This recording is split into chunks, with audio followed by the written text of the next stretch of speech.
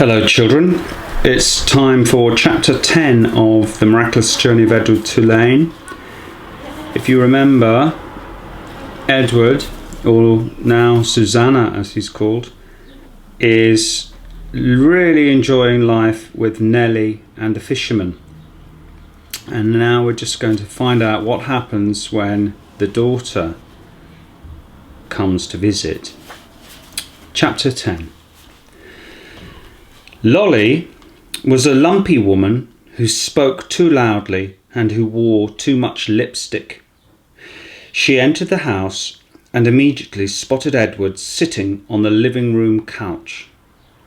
"What's this?" she said. She put down her suitcase and picked Edward up by one foot. She held him upside down. "That's Susanna," said Nellie. "Susanna!" shouted Lolly. She gave Edward a shake.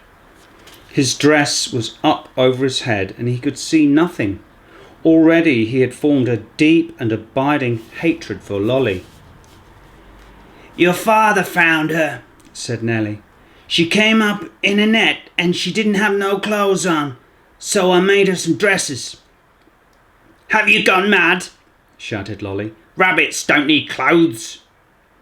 "Well," said Nellie, her voice shook, "this one seemed to." Lolly tossed Edward back on the couch. He landed face down with his arms over his head and his dress still over his face, and he stayed that way through dinner. "Why have you got that old high chair?" shouted Lolly. "Oh, don't pay it no mind," said Nellie. "Your father was just gluing on a missing piece, wasn't you, Lawrence?" "That's right," said Lawrence without looking up from his plate.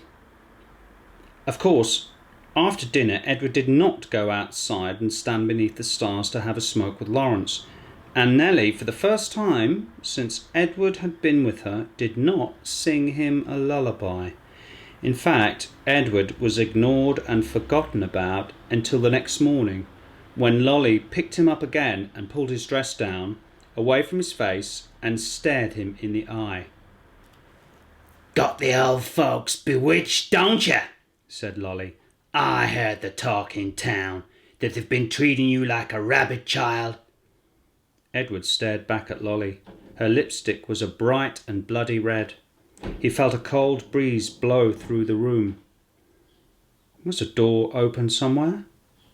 "Well, you don't fool me," she said. She gave him a shake.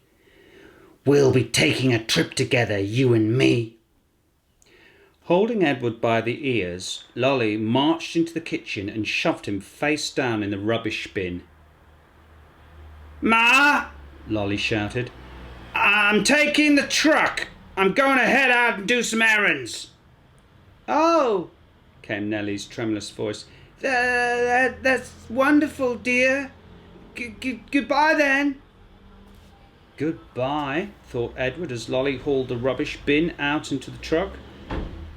"Goodbye," Nellie called again, louder this time. Edward felt a sharp pain somewhere deep inside his china chest. For the first time, his heart called out to him. It said two words: Nellie, Lawrence. Oh dear. Well, that's the end of chapter 10. Next time we'll have chapter 11 and find out what happens. What does Lolly do with Edward? I hope he's safe, don't you? We shall find out. Till then, good night. God bless.